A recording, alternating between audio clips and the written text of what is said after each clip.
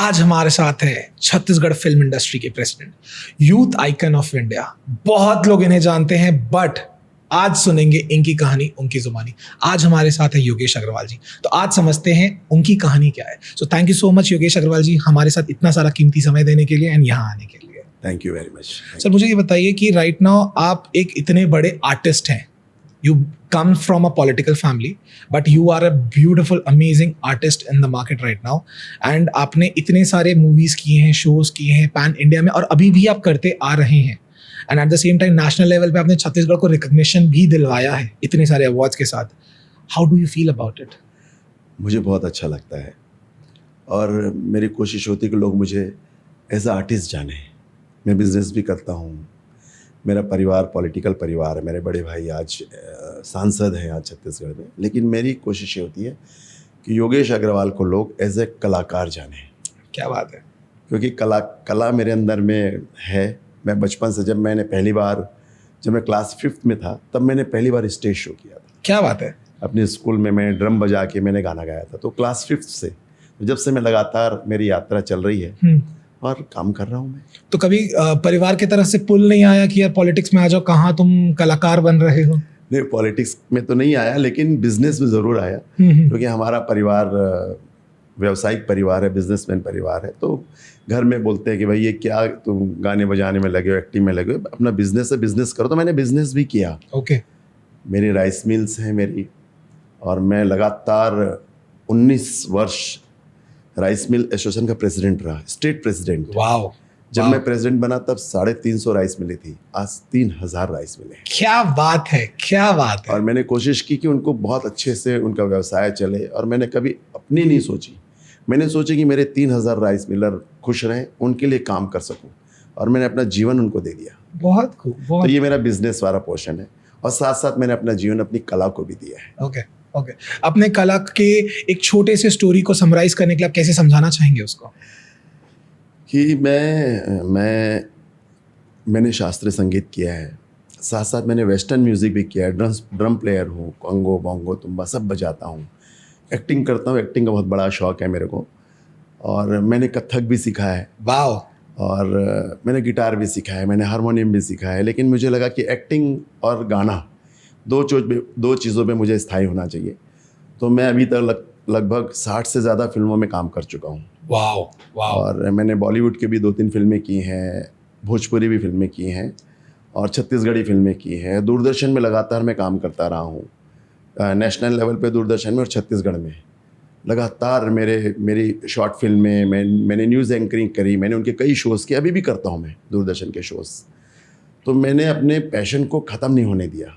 आज भी मैं अपने पैशन पे जारी हूँ और लगातार अभी भी काम कर रहा हूँ। मेरे साथ के जो लोग थे, कई लोग हट गए हैं, कोई लोग अब नहीं कर पा रहे, लेकिन मैं अपने पैशन को, अपनी कला को ज़िंदा रखा हुआ हूँ।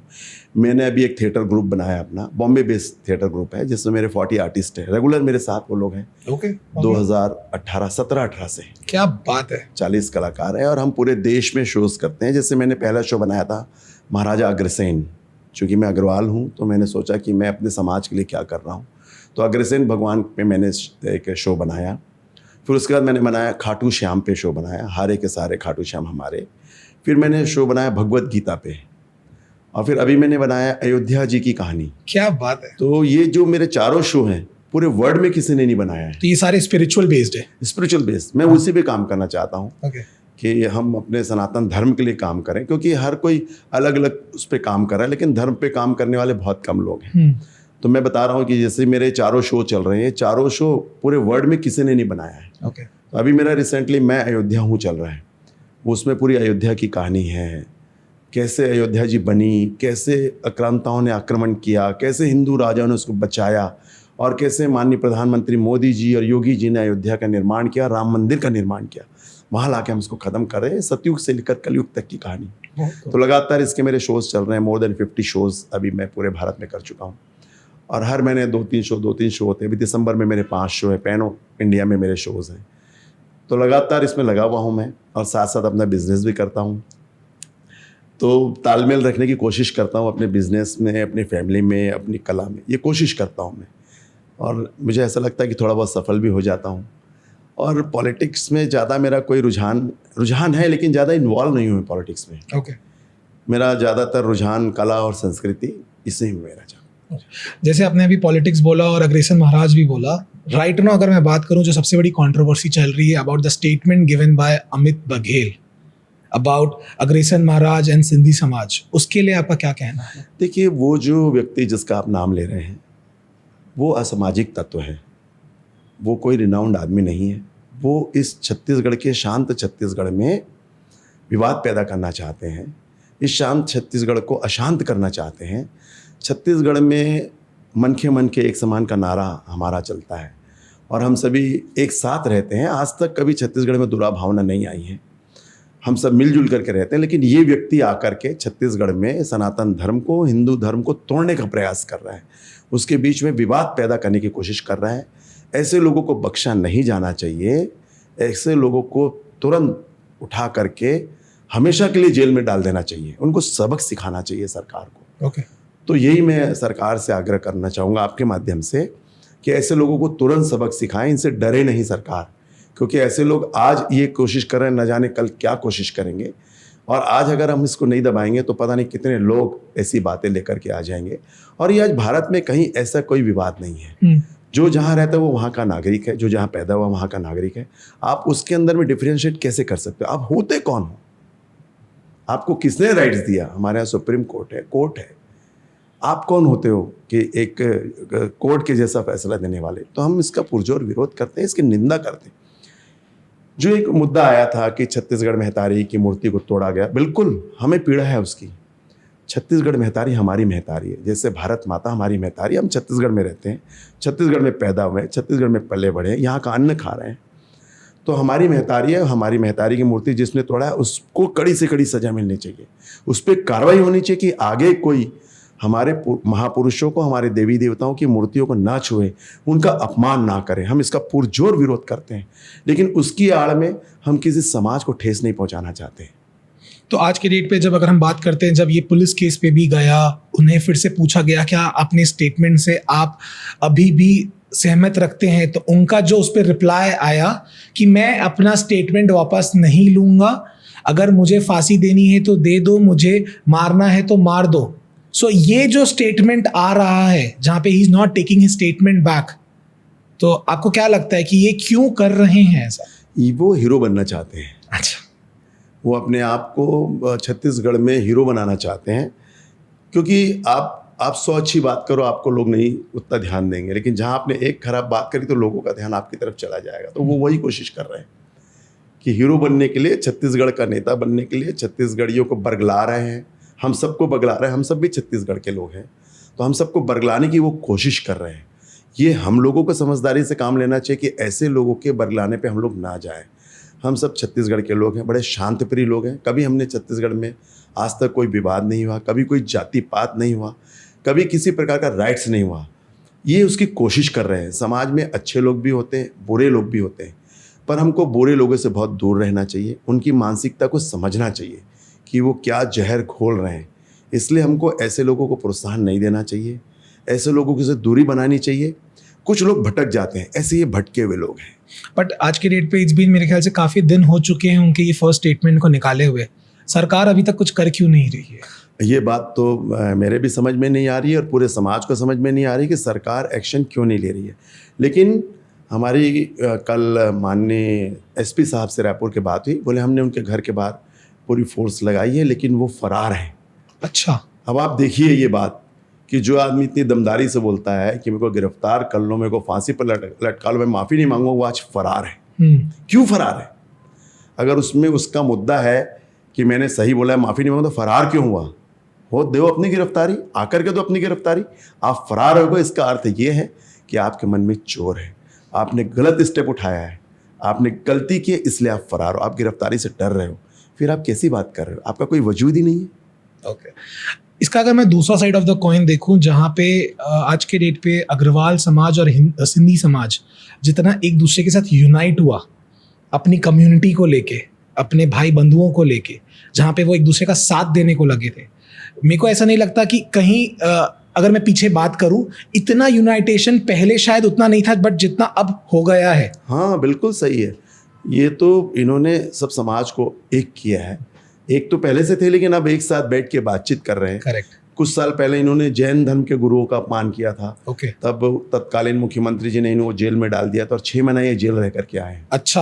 हाँ, तो ये जैन समाज, अग्रवाल समाज, सिंधी समाज और अन्य समाजों के बारे में अनर्गल प्रलाप ये करते रहते हैं। इनको कड़ी से कड़ी सजा मिलनी चाहिए। और ये सही है तो आज क्यों मारे मारे घूम रहे हैं, फरार क्यों हैं, गिरफ्तारी क्यों नहीं दे रहे हैं? क्योंकि ये गलत कर रहे हैं, इनको पता है। ओके। अच्छा, अभी जैसे अगर हम बात करते हैं अग्रेसन समाज की, आज के डेट पे there have been lot of people, Agarwal समाज के बहुत लोग हैं इस पूरे छत्तीसगढ़ में। स्पेसिफिकली अगर हम बात करें, हर कोने में छत्तीसगढ़ में अग्रवाल भाई बंधु बैठे हुए हैं। एंड आज के डेट पे मुझे जितना समझ आता है, they are into helping each other a lot. इनका कंसेप्ट कैसा है, ये जुड़े हुए कैसे हैं, इतने यूनाइटेड कैसे हैं? क्योंकि आज के डेट पे जैसे कहा जाता है कि एक समाज अपने ही भाई बंधु का उतना साथ नहीं देता, बट अग्रवाल उतने स्ट्रांग हैं, वो एक दूसरे का साथ देते हैं। देखिए, सभी समाज एक दूसरे का साथ देता है, चाहे अग्रवाल हो, जैन हो, साहू हो, वर्मा हो, कुर्मी हो, सब अपने समाज के लिए खड़े हुए हैं। ठीक है। और हमको अपने समाज के लिए साथ देना भी चाहिए। आप देखिए, आप आज छत्तीसगढ़ में दाऊ कल्याण सिंह अग्रवाल थे, जिन्होंने रायपुर का पहला बड़ा अस्पताल डीके हॉस्पिटल, उसकी ज़मीन उन्होंने दी। दाऊ कल्याण सिंह अग्रवाल ने ज़मीन दी। आज इतने बड़े बड़े आयाम हैं, वो दाऊ कल्याण सिंह अग्रवाल ने सारे आयाम खुलवाए। दूधाधारी मठ है, ऐसे कई सारी चीज़ें हैं, अभी मैं स्मरण नहीं कर पा रहा हूँ। और अग्रवाल समाज, जैन समाज, महेश्वरी समाज, सिंधी समाज के बड़े बड़े भवन हैं, बड़े बड़े उन्होंने समाज सेवा के हॉस्पिटल खोल के रखे हैं। आज कोरोना के समय किसने मदद करी? आज छत्तीसगढ़ में जितने सारे लोग रहते हैं, इन्हीं सब समाजों ने अस्पताल खोला, मुफ्त में लोगों का इलाज कराया, वेंटिलेटर लोगों को दिया, घर घर भोजन पहुंचाया। इन सब समाजों ने पहुंचाया, सबने मिल करके पहुंचाया। उन सब चीज़ों को हम भूल जाते हैं। आज जो यहाँ का जो व्यवसाय है, उसको लेकर के ये सब समाज बहुत आगे हैं। यहाँ के छत्तीसगढ़ की आर्थिक स्थिति को मजबूत कर रहे हैं, कंधे से कंधा मिला के मजबूत कर रहे हैं हम सारे लोग, ये सब सारे समाज और यहाँ के जो पुराने और सारे लोग हैं। और अग्रवाल समाज छत्तीसगढ़ में आज से 400-500 साल पहले आया है, कोई आज का नहीं है। सिंधी समाज उस समय से आया हुआ है, जैन समाज उस समय से आया हुआ है, महेश्वरी समाज, खंडेलवाल समाज, सब उस समय से आए हुए हैं। तो हमको ये कहना कि ये लोग परदेसी हैं, तो ये कहने वाले कहाँ से आए? ये भी सब उत्तर प्रदेश से आए हैं। ओके। इनके भी आप देखोगे तो 1-2 पीढ़ी उत्तर प्रदेश की, इनकी किसी की पीढ़ी बिहार की है। ओके। तो छत्तीसगढ़ में रहने वाला, आप बोलोगे मूल छत्तीसगढ़ी कौन है, तो वो मूल छत्तीसगढ़ी आदिवासी है। बाकी सब बाहर से आए, लेकिन सब यहाँ रहने लगे तो यहाँ के नागरिक हो गए, बिल्कुल छत्तीसगढ़ के नागरिक हो गए। इसलिए डिफरेंशिएट नहीं करना चाहिए। मैं चाहता हूँ कि सब मिलजुल करके चले। छत्तीसगढ़ को कैसे हम आगे बढ़ाएं, छत्तीसगढ़ स्टेट को हम इंडिया में टॉप स्टेट कैसे बनाए, उस पर विचार करना चाहिए हमको। कैसे हमारे गरीब लोगों को इलाज मिले, उनको अच्छा इलाज मिले, हमको उस पर विचार करना चाहिए। कैसे हमारे बच्चों की पढ़ाई हो, हमको उस पर विचार करना चाहिए। कैसे हमारे हर व्यक्ति को अच्छा भोजन मिले, उस पर विचार करना चाहिए। हम उस पर विचार नहीं करके हम जातिवाद की लड़ाई लड़ रहे हैं। हमको लड़े ना, हम अच्छे स्वास्थ्य के लिए लड़े, अच्छे भोजन के लिए लड़े, अच्छी पढ़ाई के लिए लड़े, अच्छी नौकरी के लिए लड़े, कि हर घर में नौकरी मिले, हर घर का युवा काम करे, युवाओं के हाथ में नौकरी होनी चाहिए। नौकरी तो व्यवसाय होना चाहिए, हम उसके लिए लड़े। छत्तीसगढ़ के एक एक व्यक्ति के लिए लड़े। वो लड़ना छोड़कर हम जातिवाद पे जा रहे हैं, ये बहुत गलत है। आज के डेट पे जो हमारी यूथ है, अग्रवाल समाज की यूथ है, सिंधी समाज की यूथ है, वो काफ़ी ज़्यादा एग्रेशन में है टूवर्ड्स अमित बघेल। उनको आप क्या मैसेज कन्वे करना चाहोगे हमारे चैनल के? मैं तो यही कहना चाहूँगा कि हम शांत प्रिय लोग हैं, हमें लड़ाई झगड़े में नहीं पड़ना चाहिए।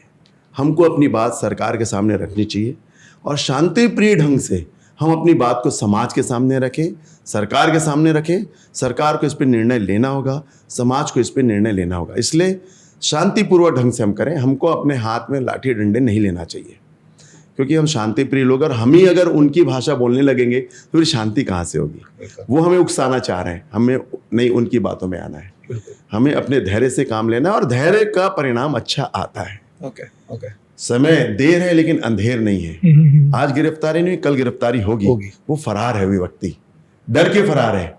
अगर सही होता तो वो फरार नहीं होता। बिल्कुल। इसलिए हम धैर्य रखेंगे, हम अपना आंदोलन करेंगे, हम धरना देंगे, हम सरकार से बात करेंगे, ये सब हम जारी रखेंगे, हम छोड़ेंगे नहीं।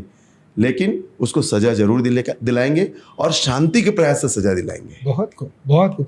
सिंस हम शांति और सभ्यता की और ये सारी चीज़ों की बात करें, तो सिंस आप एक सिंगर भी हैं, तो मैं चाहूँगा इस पॉडकास्ट को हम एक गाने के साथ ख़त्म करें, एंड उस गाने को आप हमारे भाई बंधु को डेडिकेट करें, एक गाना जो आप चाहें लोगों के लिए। कौन सा गाना मैं सुनाऊं? एक दूसरे से करते हैं प्यार हम, एक दूसरे के लिए बेकरार हम, एक दूसरे के वास्ते मरना पड़े तो है तैयार हम, है तैयार हम, है तैयार हम। ये पूरे छत्तीसगढ़ वासियों के लिए है, कोई जात पात के लिए नहीं है। जो छत्तीसगढ़ के रहने वाले हैं, हम एक दूसरे का साथ दें, एक दूसरे के लिए हम सहयोग करें, हमारी अच्छी शिक्षा के लिए हम बात करें, अच्छे रोजगार के लिए बात करें, अच्छे भोजन के लिए बात करें, अच्छे स्वास्थ्य के लिए बात करें। और इससे छत्तीसगढ़ इतना ऊपर जाएगा जब हमारा युवा बहुत अच्छी शिक्षा लेगा, उच्च शिक्षा उसको मिलेगी, अच्छा भोजन मिलेगा, अच्छा स्वास्थ्य मिलेगा, तो हमारे छत्तीसगढ़ को आगे बढ़ने से कोई नहीं रोक सकता। और ये मिलजुल करके हम करेंगे, जात पात से दूर छत्तीसगढ़ को आगे बढ़ाने के लिए हम मिलजुल के काम करेंगे। ये थी statement youth icon of India की। Thank you so much Yogesh Agarwal ji, आपका कीमती वक्त देने के लिए एंड अपने इनसाइट्स देने के लिए इनटू द कंट्रोवर्सी टॉपिक जो आज की डेट में रायपुर में बहुत ज्यादा सनसनी चल रही है। बहुत बहुत शुक्रिया आपके समय। थैंक यू प्रखर भाई, थैंक यू, बहुत बहुत धन्यवाद। Thank you so much. जय जोहार, जय छत्तीसगढ़।